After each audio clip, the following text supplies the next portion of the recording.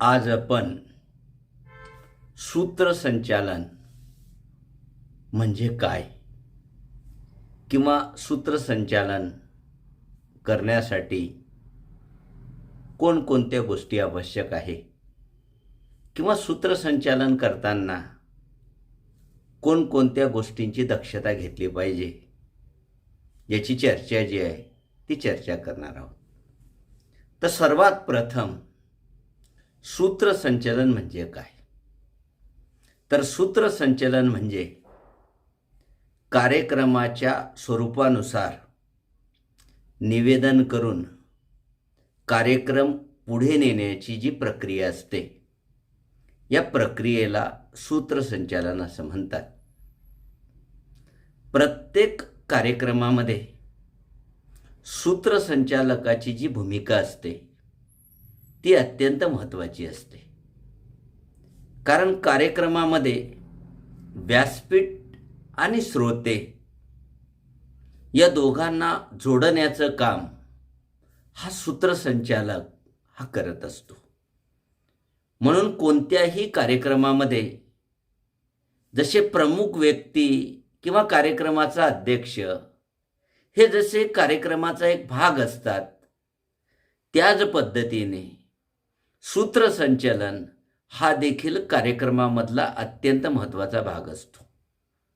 म्हणून सूत्रसंचालन करताना सर्वात आधी जो सूत्रसंचालक आहे या सूत्रसंचालकाने दक्षता घेतली पाहिजे की कार्यक्रमाबद्दल पूर्ण माहिती घेतली पाहिजे. म्हणजे कार्यक्रम पत्रिकेचा पूर्णतेने अभ्यास केला पाहिजे की कार्यक्रमामध्ये प्रमुख पाहुणे कोण आहेत, अध्यक्ष काय आहे, त्यांचा प्रोटोकॉल काय आहे, पदानुसार प्रोटोकॉल पाळला जातो की नाही, कार्यक्रमाचं ठिकाण कुठं आहे, कार्यक्रमासाठी कोण श्रोते येणार आहेत, कार्यक्रमाचा कालावधी किती आहे, याबद्दलचं संपूर्ण होमवर्क सूत्रसंचालकाने करणं गरजेचं असेल. कारण कार्यक्रमाबद्दल त्याचा होमवर्क नसेल तर बोलताना त्याचा गोंधळ होऊ शकेल. म्हणून जो कोणी सूत्रसंचालक असेल त्याने कार्यक्रमाची पूर्ण माहिती जी आहे ती कार्यक्रमाची पूर्ण माहिती घेणं गरजेचं आहे. कार्यक्रमाच्या स्वरूपानुसार भाषाशैलीचा वापर केला पाहिजे.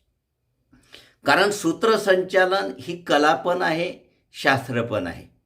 कारण काही लोकांकडे सूत्रसंचालन करण्यासाठी उपजत गुण असतात, परंतु काही व्यक्तींकडे उपजत गुण नसले तरी सूत्रसंचालन या कलेचा शास्त्रशुद्ध पद्धतीने अभ्यास करून त्या कौशल्याचा विकास करून अत्यंत चांगल्या पद्धतीने सूत्रसंचालन करणारे लोक देखील आढळून येतात. म्हणून सूत्रसंचालन करणारा जो व्यक्ती आहे या सूत्रसंचालन करणाऱ्या व्यक्तीचा आवाज हा स्पष्ट असणे गरजेचं आहे. कारण ज्या श्रोत्यांसमोर आपल्याला बोलायचं आहे त्या श्रोत्यांपर्यंत आपला आवाज स्पष्टपणे गेला पाहिजे. आपली भाषाशैली देखील स्पष्ट असणे गरजेचं आहे.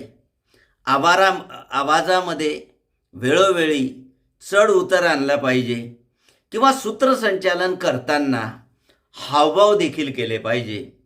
कारण श्रोते असतील, प्रेक्षक असतील, यांचं लक्ष आकर्षित करून घेण्यासाठी भाषेसोबत हावभाव जो आहे त्या हावभावाची देखील आवश्यकता असते.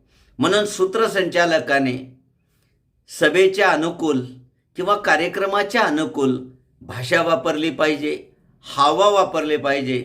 प्रत्येक कार्यक्रमाचं सूत्रसंचालन हे वेगवेगळ्या पद्धतीने आहे. कारण सूत्रसंचालन करताना सर्वात आधी हा कार्यक्रमाचं स्वरूप कसं आहे. कार्यक्रम जर विनोदी स्वरूपाचा असेल तर सूत्रसंचालन करताना विनोदी कविता असतील, विनोदी शेर असतील किंवा विनोदी छोट्या मोठ्या गोष्टी असतील, हलक्या फुलके विनोद असतील तर ते सांगितले पाहिजे. कार्यक्रम जर अत्यंत गंभीर स्वरूपाचा असेल किंवा वैचारिक स्वरूपाचा असेल तर त्या ठिकाणी सूत्रसंचालन करताना भाषा जी वापरली जाणार ती वैचारिक भाषा वापरली गेली पाहिजे. उदाहरणं जी दिली जातील ती संदर्भासह दिली पाहिजे. म्हणजे प्रेक्षक कसे आहेत, कार्यक्रमाचं स्वरूप कसं आहे याचा विचार करून सूत्रसंचालक जो आहे त्या सूत्रसंचालकाने निवेदन करणं गरजेचं आहे. सूत्रसंचालन हा जरी कार्यक्रमाचा मुख्य भाग असला तरी सूत्रसंचालकाने बोलत असताना भावनेच्या भरामध्ये वाहता कामा नये. मोजक्या शब्दामध्ये आपलं म्हणणं जे आहे ते आपलं म्हणणं मांडलं पाहिजे. नाहीतर सूत्रसंचालक वक्त्यापेक्षा जास्त बोलायला गेला तर प्रेक्षकांना कंटाळा येण्याची शक्यता आहे. म्हणून त्यांनी अत्यंत मोजक्या अत्यंत समर्पक शब्दामध्ये आपली मांडणी जी आहे ती मांडणी ही केली पाहिजे. तसंच या कार्यक्रमाशी श्रोते असतील, प्रेक्षक असतील, ते कसे जुळून राहतील, कार्यक्रमामधला उत्साह कसा टिकून राहील, कार्यक्रम कशा पद्धतीने टप्प्याटप्प्याने शेवटापर्यंत जाईल, या सर्व गोष्टींची दक्षता जी आहे ती सर्व गोष्टींची दक्षता ही सूत्रसंचालकाने घेतली पाहिजे. कार्यक्रमामध्ये ऐन वेळेस बदल झाला असेल तर ती समयसूचकता सूत्रसंचालकाकडे असता कामा नये. कार्यक्रमामध्ये कोणत्याही प्रकारचा गोंधळ होणार नाही याची जी दक्षता आहे याची दक्षता त्याने घेतली पाहिजे. म्हणजे कार्यक्रमांमध्ये श्रोते असतील, यांचं श्रोते खिळून राहतील या दृष्टिकोनातून त्याने सूत्रसंचालन जे आहे ते सूत्रसंचालन करणं गरजेचं आहे.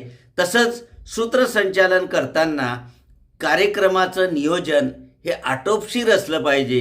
तो जर लांबलचक चालणारा असेल तर प्रेक्षकांमध्ये कंटाळवाणापणा जो आहे तो कंटाळवाणापणा येण्याची शक्यता आहे. म्हणून सूत्रसंचालकाने हलक्या फुलक्या भाषेमध्ये प्रेक्षकांना आकर्षित करेल, त्यांच्यामधला उत्साह टिकून राहील या पद्धतीने सूत्रसंचालन जे आहे ते सूत्रसंचालन करणं गरजेचं आहे. तर या पद्धतीने सूत्रसंचालन म्हणजे नेमकं काय आणि सूत्रसंचालन करताना कोणकोणत्या दक्षता घेतल्या पाहिजे तर याबद्दलची चर्चा आपण केलेली आहे. माझा व्हिडिओ आवडला असेल तर लाईक करावा, शेअर करावा, माझं चॅनल सबस्क्राईब करावं, बेल आयकॉनचा बटन दाबावा जेणेकरून माझ्या येणाऱ्या व्हिडिओंची नोटिफिकेशन तुम्हाला प्राप्त होऊ शकेल.